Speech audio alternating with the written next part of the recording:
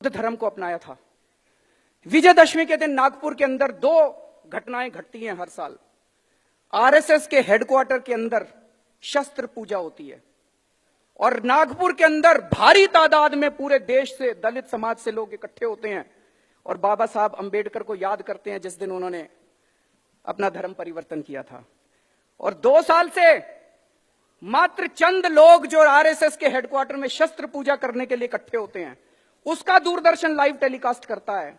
लेकिन लाखों दलित जो बाहर मैदान के अंदर, नागपुर के अंदर इकट्ठे होते हैं अपने बाबा साहब अंबेडकर को याद करने के लिए, उनका दूरदर्शन लाइव टेलीकास्ट नहीं करता है।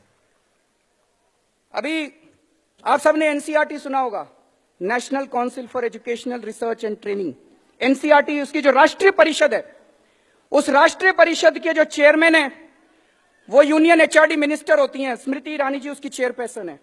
और उसके जो मेंबर होते हैं वो देश के जितने राज्य हैं, हर राज्य का शिक्षा मंत्री उसका मेंबर होता है। अभी पिछले हफ्ते उनकी मीटिंग हुई।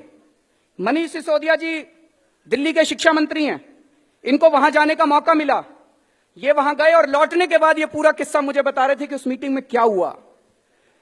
एनसीईआरटी की मीटिंग में इन्होंने बताया 5 मिनट, पहले 5 मिनट में जो उनका फॉर्मल एजेंडा था वो पूरा कर लिया और उसके बाद चर्चा शुरू हुई। उसमें कई बीजेपी शासित राज्यों के भी शिक्षा मंत्री थे। चर्चा शुरू हुई कि सावरकर को स्कूलों के सिलेबस में लाया जाना चाहिए कि नहीं लाया जाना चाहिए। मनीष ने उसका विरोध किया। आधा घंटा, पौना घंटा इसकी चर्चा चली कि सावरकर को स्कूलों में पढ़ाना चाहिए कि नहीं पढ़ाना चाहिए। जब मनीष ने विरोध किया, उनको लगा बाहर बात फैल जाएगी, तो स्मृति जी कहते हैं नहीं नहीं, इसको बात को यहीं खत्म करते हैं, हम नई शिक्षा नीति बना रहे हैं उसमें डाल देंगे, इसको बाद में आपको बताएंगे इसके बारे में। मैं आज मनीष सिसोदिया से अपील करना चाहता हूं, उन लोगों को सावरकर पढ़ाने दो, आप दिल्ली के सारे स्कूलों में अंबेडकर साहब को पढ़ाइए।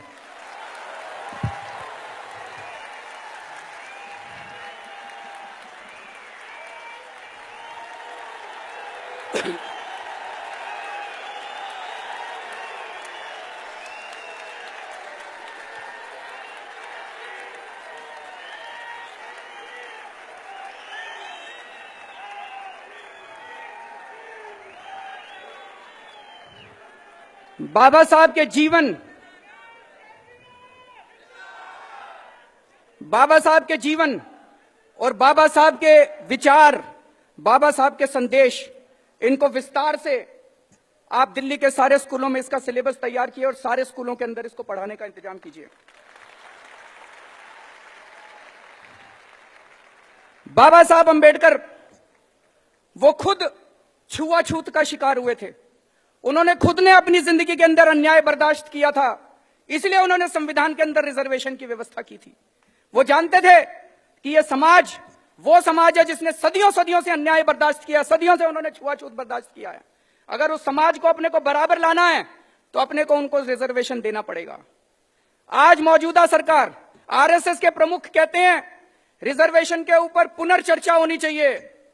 प्रधानमंत्री जी कहते हैं हम रिजर्वेशन के पक्ष में हैं। किसको बेवकूफ बना रहे हैं? चित भी मेरी पट भी मेरी। चुनाव हार जाएं तो कहते हैं दलितों के वोट चाहिए, चुनाव हार जाए तो कहते हैं रिजर्वेशन होना चाहिए, चुनाव जीतने के चांस हो तो कहते हैं रिजर्वेशन खत्म कर दो। सारा देश देख रहा है इसको। मैं एक ही चीज कहना चाहता हूं जी, मोदी जी देश नहीं है, आरएसएस संसद नहीं है और मनुस्मृति संविधान नहीं है।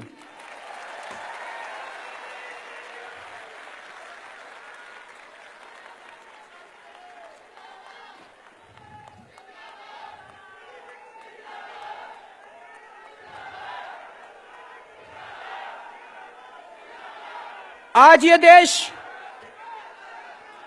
ये देश कौन से संविधान से चलाने की कोशिश की जा रही है? बाबा साहब अंबेडकर के संविधान से या मनुस्मृति के संविधान से? हम ये बर्दाश्त नहीं करने वाले, ये देश ये बर्दाश्त नहीं करने वाला। बहुत सालों के संघर्ष के बाद, बहुत सालों की लड़ाई के बाद आजादी मिली थी और आजादी के बाद बाबा साहब अंबेडकर ने हमें यह संविधान दिया है। इस संविधान के लिए हम अपनी जान की बाजी लगा देंगे, लेकिन इस संविधान के विरुद्ध कोई काम नहीं होने देंगे। आज इन्होंने संविधान के परखच्चे उड़ा रखे हैं। इन्होंने अरुणाचल के प्रदेश के अंदर सरकार तोड़ दी, खरीद लिए सरकार तोड़ दी, सरकार गिरा दी। बाबा साहब अंबेडकर का संविधान तो ये नहीं कहता। बाबा साहब अंबेडकर संविधान कहता है चुनाव लड़ो, जीत के आओ।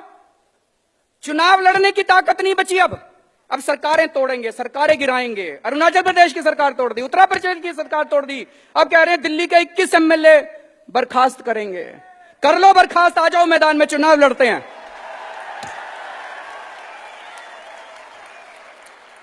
हिम्मत है तो आ जाओ मैदान में, चुनाव लड़ते हैं। हम बाबा साहब अंबेडकर के संविधान के हिसाब से चुनाव लड़ेंगे। तुम ये बैकडोर एंट्री करना बंद करो, ये देश की जनता पर